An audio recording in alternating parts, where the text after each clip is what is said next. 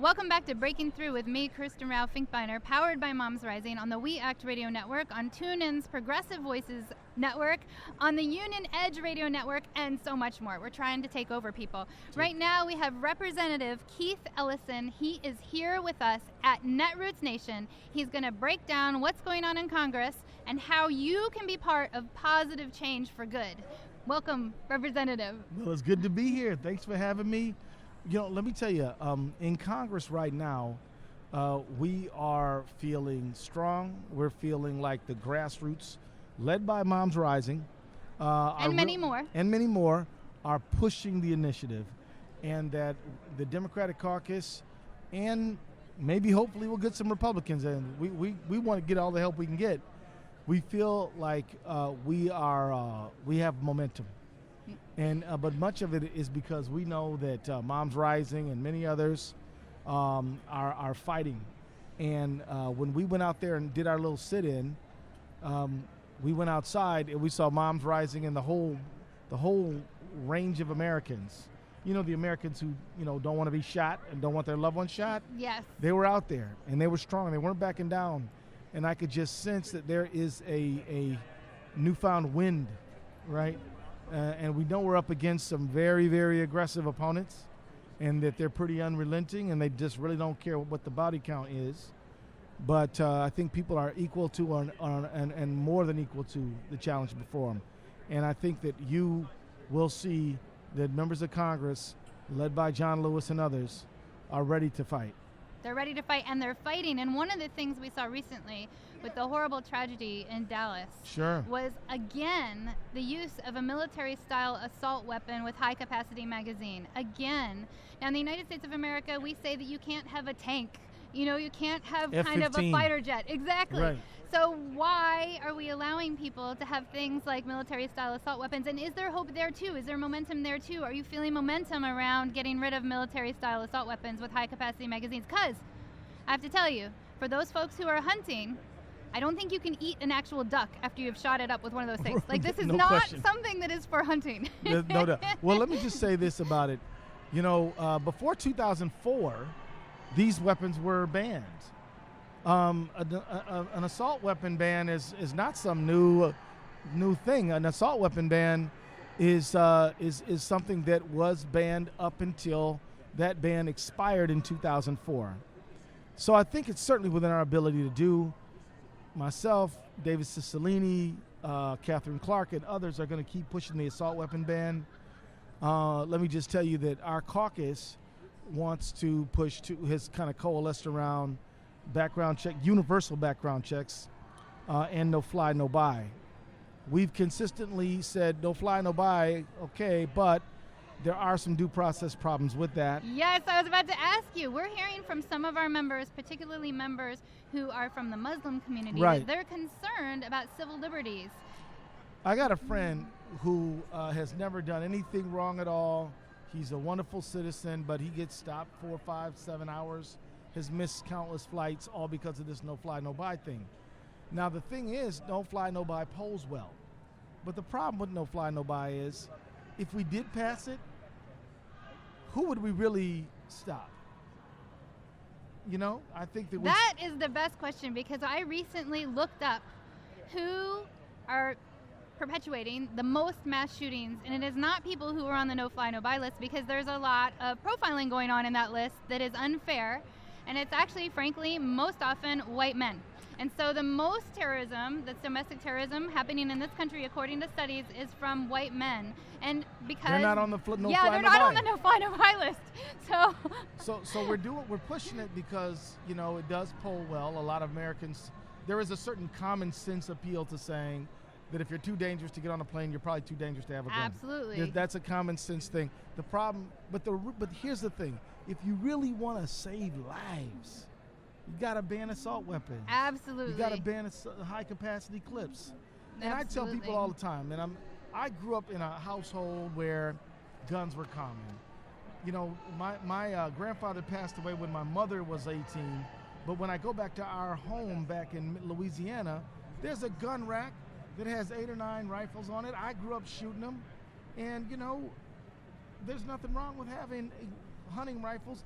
But these guns are not for hunting. Absolutely. And like you said. So here's the thing. Michael tells me if you go hunting and you ought to be able to leave with one shell and come back with an empty one. One. Mm-hmm. Because if you blasting up the turkey or the deer, you can't eat you that. can't eat it. Yeah. So really these weapons, the people who say that their hunt weapons are just being dishonest, they're not. No. You know, and my grandfather taught me hunting too. Sure. And I'm left-handed, so I have lots of stories about the shells going across my face. I'm a very bad shot. But I do know that you cannot use an AR-15 to hunt a duck or a deer or something like that. I mean, I guess you could, but what would you have left is not, like hamburger. Well, see, here's the awful truth. Whenever these horrible shootings happen, people go out and buy these guns because they think, one, they could be banned and they want to stockpile them, or two, they're afraid of being shot, so they think the answer is to go buy a gun. So these sales explode. So companies like H&K, Mossberg, Glock, Winchester, Smith & Wesson, they make all kinds of sales when these things happen. They're literally making a killing on killing. And, so ridiculous. And we've got to understand, this situation with these guns is not unlike climate change. It's not unlike banning tobacco restriction. It's not unlike, trying to restrict lead. Big industry making money off a particular activity that's harmful to the public, and they lie about it so they can preserve their profits, and they spread campaign donations around to loyal members of Congress who will protect their financial interests. That is what's happening here. And the NRA membership is very different than the corporate leadership. The NRA membership, over 90% of them support ending sales of, support background checks. Yeah. And many support end of sales of high-capacity magazines and assault weapons. The membership is different than the leadership. The membership is different from the leadership, but if you are a member of the NRA, please start organizing your membership to make your organization respond to what they say they're about. Yes. Because they're not responsive. No. They're undemocratic. No. And I really feel that it's a sort of a real democracy movement that needs to happen within the NRA. I totally agree. Or what about this? How come gun owners will just not abandon the NRA for a group that actually reflects their interests? Yes. What about that? That's a great idea. The case in point was just in Dallas, where there's this argument that everybody needs guns to protect themselves. And what we saw the police have guns, they're trained, and still there was a problem because somebody had a military-style assault weapon. So that argument is ridiculous. It doesn't even work. It's so if somebody has to drop on you, meaning they catch you by surprise, it doesn't matter what you have on your side, or even what you have in your car, or what you have. The fact is, it's just too easy to get these weapons. Yep. And they're dangerous, and we got to get them off our streets. And it's the only thing that makes sense. Nobody's trying to ban all guns. Canada, yeah, that's true. Nobody's trying to ban all guns. Look, Canada, there's plenty of guns in Canada.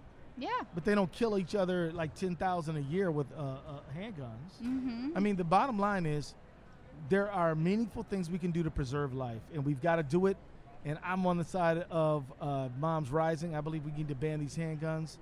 No fly, no buy, universal background checks, fine. If no fly, no buy has the proper due process. Yes. But the bottom line is the status quo cannot be allowed to prevail. No. And I'm proud of Moms Rising. And my mom told me to get to the House floor, mm-hmm. And I obeyed my mom. That's good. And we got down there, and she's excited about this. My mother is 76 years old. She's fired up about trying to make sure we get sane gun laws. She raised all of me and my brothers in Detroit, Michigan. And so she knows what it means, to have excess number of guns all over the place.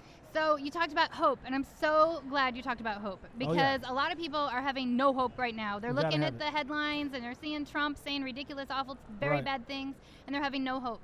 You see momentum going in Congress. Yep. You see things getting done, and what advice you have to our listeners, to our viewers, for how they can be part of the hope train instead of the train of cynicism, and I'll just call it yuck. So how can people get on the hope train? Well, first of all, know this. No cynic ever made history. They That's just true. don't. Cynics can't do great things. Only people crazy enough to believe they can make change ever make change. And so be optimistic. Believe that better times are coming if you work. And then also join in. Join Moms Rising. Join Everytown USA. Join a group that's doing sane, sensible gun stuff. Then the other thing is write an op-ed, do a blog, do a tweet, do a Facebook. Then come to a meeting. Host a movie called Making a Killing. I myself am hosting Making a Killing in Minneapolis for free. What day are we doing that on? Monday. We're doing it this coming Monday. What day is week is that? What day is Monday? I don't even know. It's coming up. The 19th, the 18th on Monday, Broadway Avenue in Minneapolis. Come check out Making a Killing, free screening. We're trying to mobilize a movement here, and we're trying to connect it with other movements. And can I say this before we go? Yes. Young African Americans in Chicago and in every inner city getting killed one at a time. LGBT community getting mowed down 49 in Orlando. School kids getting killed in Sandy Hook. This is a black issue. This is a white issue. This is a Latino issue. This is a Asian issue. This is a Muslim, Christian, Jew, Hindu issue. Men's issue. Women's issue. This is a mental health issue. You know, a huge percentage of people die because they take their own lives, because they don't have enough time to get the help they need or for intervention to happen. It's been wisely said, suicide is a permanent solution to a temporary problem. If guns were not so easy to get, we could save our loved ones who suffer from depression. So it really doesn't matter what walk of life you come from. We're united behind one thing and one thing only: protecting lives, saving people. And so I'm all in with Moms Rising. Bless you guys, and thank you. Well, thank you for all you do, Representative Keith Ellison. That's me. Everybody needs to support Keith Ellison. Thank you. Thank you.